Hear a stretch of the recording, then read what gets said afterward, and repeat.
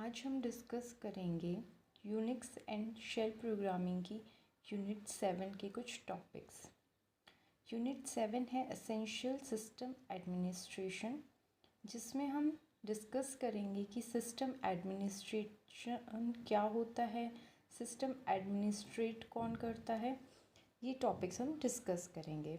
तो सबसे पहला जो टॉपिक है यूनिट 7 का वो है सिस्टम एडमिनिस्ट्रेटर की जॉब्स, कि सिस्टम एडमिनिस्ट्रेटर क्या काम करता है। तो सबसे पहले हमें ये पता होना चाहिए कि सिस्टम एडमिनिस्ट्रेटर कौन होता है। यूनिक्स हमें पता है कि एक मल्टी यूज़र ऑपरेटिंग सिस्टम है। मल्टी यूज़र ऑपरेटिंग सिस्टम से सेंस ये है कि इसमें मल्टीपल टाइप के यूज़र अकाउंट क्रिएट हो सकते हैं। दैट मीन्स कि मल्टीपल यूज़र्स उसको एक्सेस कर सकते हैं और डिफरेंट टाइप के वो यूज़र्स होंगे।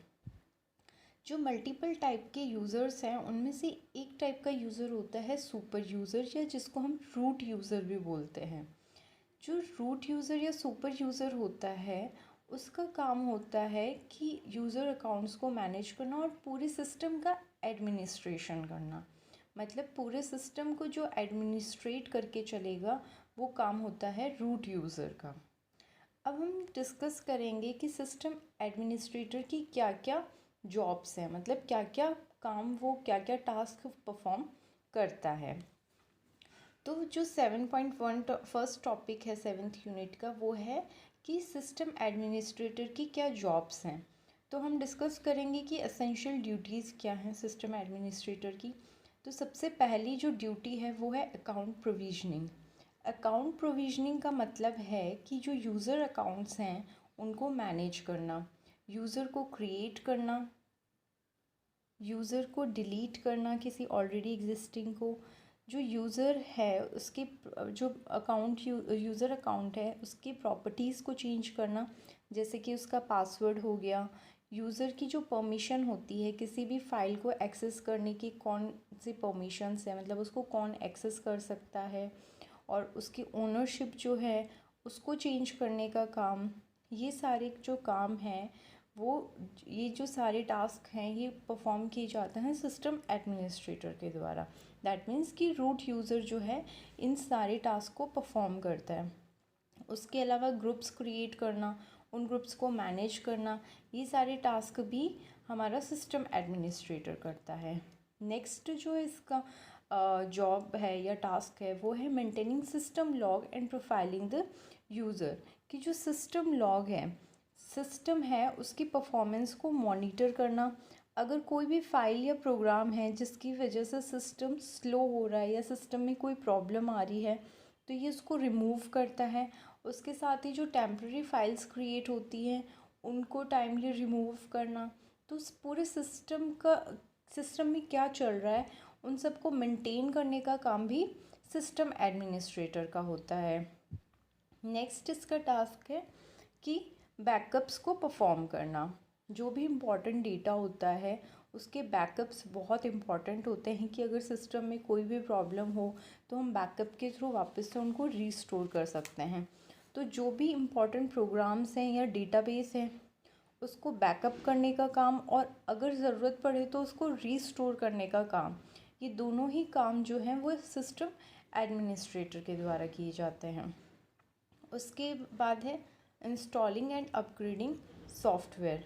कि अगर कोई नया सॉफ्टवेयर अगर आया है या यूज़र की रिक्वायरमेंट है किसी सॉफ्टवेयर को इंस्टॉल करने की, या किसी ऑपरेटिंग सिस्टम का न्यू वर्ज़न आया है, दैट मीन्स कि उसको अपग्रेड करना और यूज़र रिक्वायरमेंट के अकॉर्डिंग किसी सॉफ्टवेयर को इंस्टॉल करना, ये काम भी सिस्टम एडमिनिस्ट्रेटर का होता है। उसके बाद है मेंटेनिंग लोकल डॉक्यूमेंटेशन। कि जो भी लोकल डॉक्यूमेंट्स होते हैं उनको मैनेज करने का काम, किसी की ऑनरशिप अगर चेंज करनी हमें, तो ये सारे काम भी जो है वो सिस्टम एडमिनिस्ट्रेटर का होता है। उसके अलावा है मॉनिटरिंग सिक्योरिटी। जो सिक्योरिटी है उसको मॉनिटर करना कि कौन से प्रोग्राम्स हमारे इंस्टॉल हो रहे हैं, कौन जो यूज़र अकाउंट्स हैं उनकी क्या क्या पॉलिसीज़ है और उनको क्या क्या परमिशन दिया जाएगा, किस फाइल को एक्सेस कर सकते हैं, क्या क्या वर्क कर सकते हैं। तो ये सारी जो चीज़ें हैं मॉनिटर करने का और उनको मेंटेन करने का काम भी सिस्टम एडमिनिस्ट्रेटर होता है। उसके अलावा अगर किसी भी नई डिवाइस को इंस्टॉल करना हो या कॉन्फ़िगरेशन को अपडेट करना है, जैसे ऑलरेडी कुछ कॉन्फ़िगर्ड होता है, जैसे कोई भी हमें हार्डवेयर अटैच करना है या कोई नई डिवाइस हमें अपने सिस्टम के साथ अटैच करनी है, तो हमें उसको कॉन्फ़िगर करना पड़ेगा। तो सिस्टम कॉन्फ़िगरेशन की फ़ाइल्स को अपग्रेड करने का काम भी सिस्टम एडमिनिस्ट्रेटर का होता है। तो ये सारे टास्क जो हैं वो सिस्टम एडमिनिस्ट्रेटर के द्वारा परफॉर्म किए जाते हैं।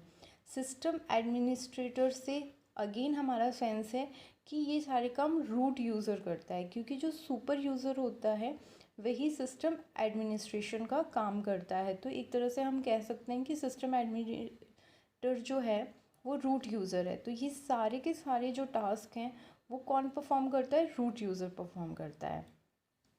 तो ये थी सारी सिस्टम एडमिनिस्ट्रेटर की। जो हम नेक्स्ट टॉपिक डिस्कस करते हैं जो कि है फाइंडिंग फाइल्स। यूनिक्स हमें पता है कि एक कमांड बेस्ड ऑपरेटिंग सिस्टम है। अगर हमें कोई भी टास्क परफॉर्म करना है, कोई भी प्रोग्राम रन करना है, तो वो हम थ्रू कमांड्स कर सकते हैं। तो इसी तरह से अगर हमें फाइल्स को सर्च करना है या डायरेक्टरीज़ को सर्च करना है, तो उसके लिए यूनिक्स में जो कमांड यूज़ की जाती है वो है फाइंड कमांड। फाइंड नेम से एक कमांड है जिसको यूज़ किया जाता है फाइल्स और डायरेक्टरीज़ को सर्च करने के लिए। अब जो फाइंड कमांड है ये हमारी रूट से स्टार्ट होती है। जो भी हमने गिवन नेम है उसको वो लेफ़्ट टू राइट उसको इवैल्यूएट करती है जब तक कि उसका आउटकम नहीं आ जाता, और अगर आउटकम ट्रू नहीं है तो नेक्स्ट फाइल पे नेम पे वो मूव हो जाती है। इसका अगर हम सिंटेक्स देखें तो वो होता है फाइंड। सबसे पहले हम कमांड का नेम लिखेंगे, उसके बाद उसके जो भी ऑप्शंस हैं उनको हम यूज़ कर सकते हैं, उसके बाद हम पाथ देते हैं और फिर है एक्सप्रेशन। कमांड स्ट्रक्चर में हमने पहले भी डिस्कस किया था कि हर कमांड के साथ ऑप्शंस अवेलेबल होते हैं।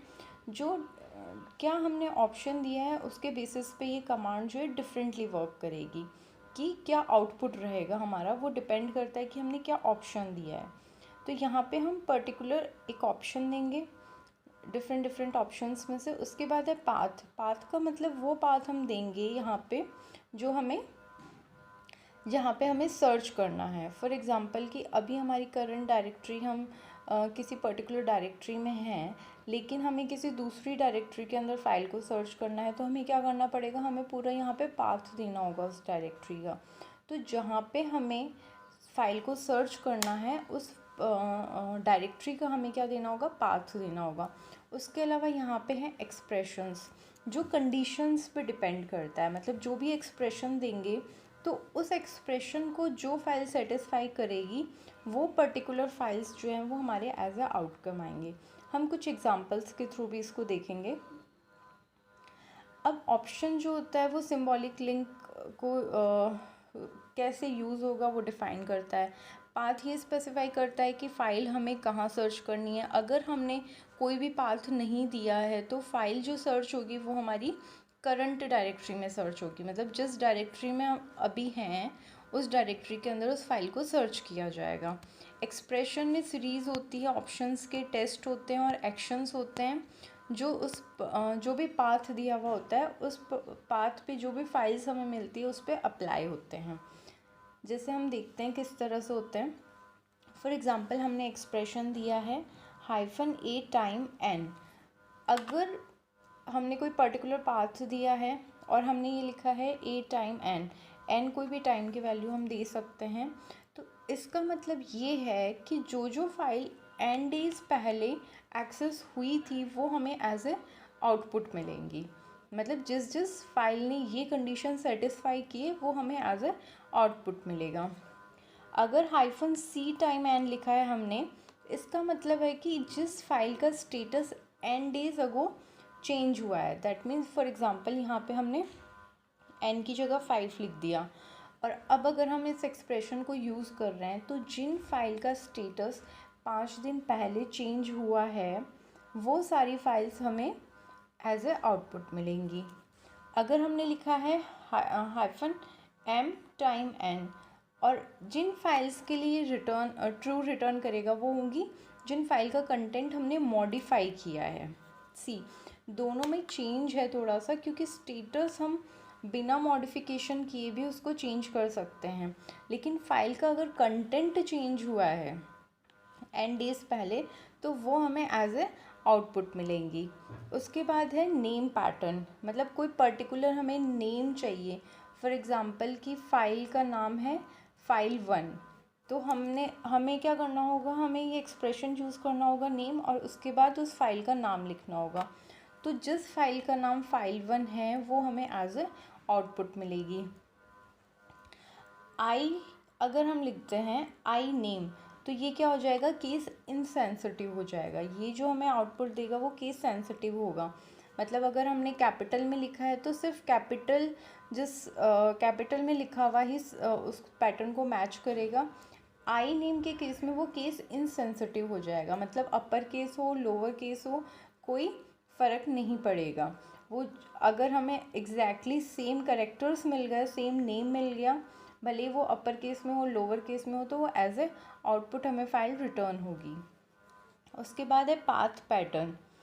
अगर जो भी हमने ये कब हमें ट्रू रिटर्न करेगा, अगर फाइल का नेम मैच कर जाता है पाथ जो मैच करेगा उससे।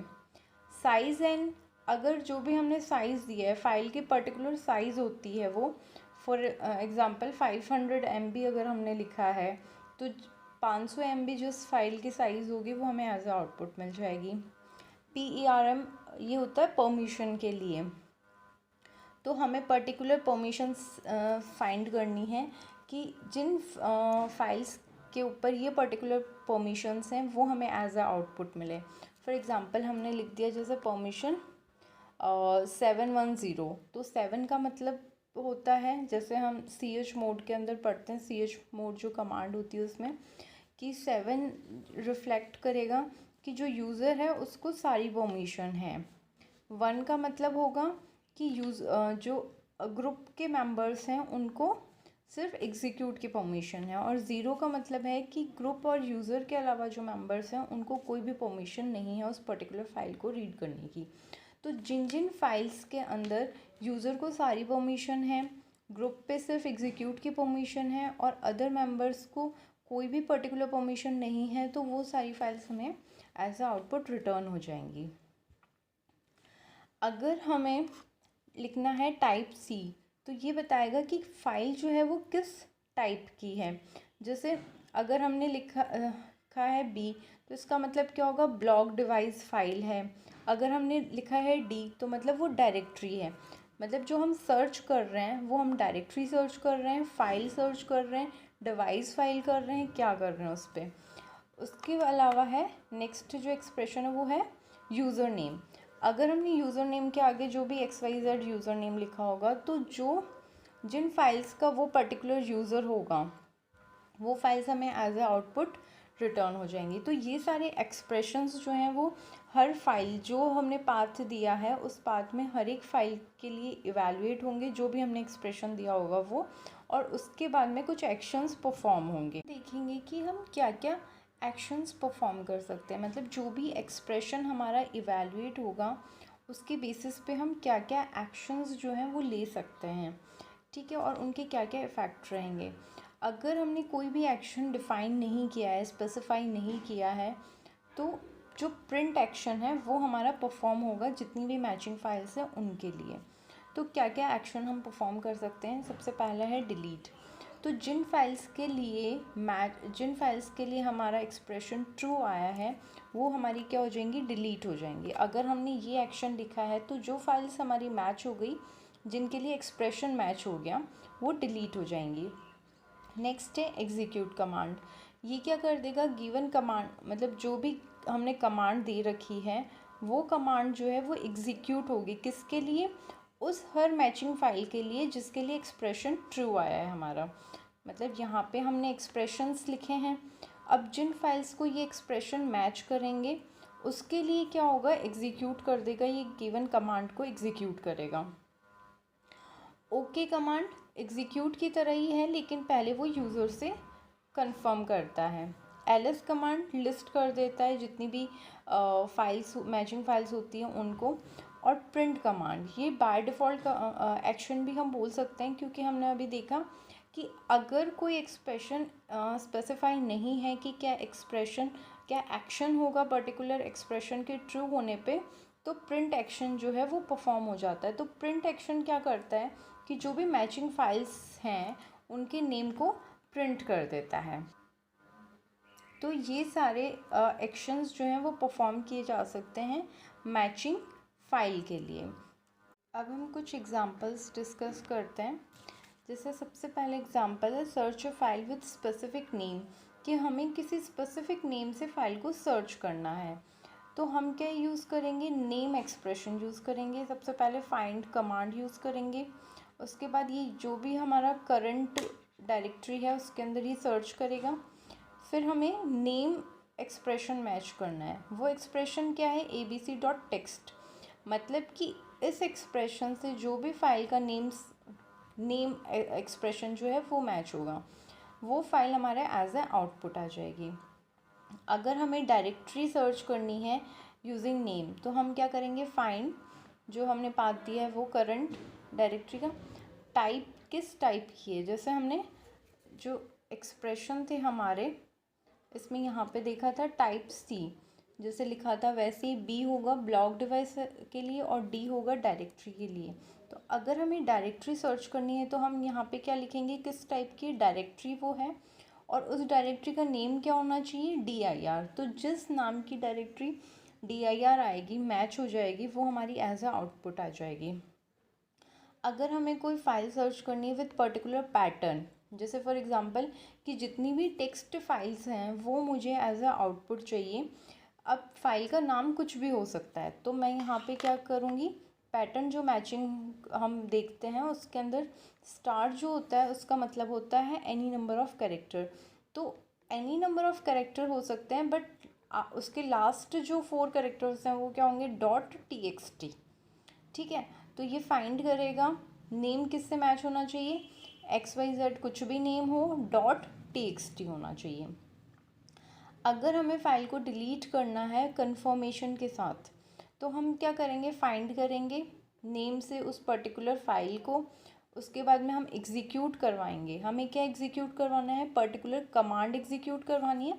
जैसे हमने इसमें देखा था कि एग्जीक्यूट कमांड क्या करती है, जो भी गिवन कमांड होती है वो मैचिंग फाइल के लिए एग्जीक्यूट कर देती है। तो हम करेंगे rm और -l हमने यूज़ किया है, तो इससे क्या होगा कि वो कंफर्म करेगा। सबसे पहले rm जो कमांड होती है वो रिमूव करती है फाइल को, तो विद कंफर्मेशन ये डिलीट कर देगा। अगर हमें फ़ाइल को सर्च करना है विद स्पेसिफिक परमिशन, तो हम क्या यूज़ करेंगे, फाइंड कमांड यूज़ करेंगे।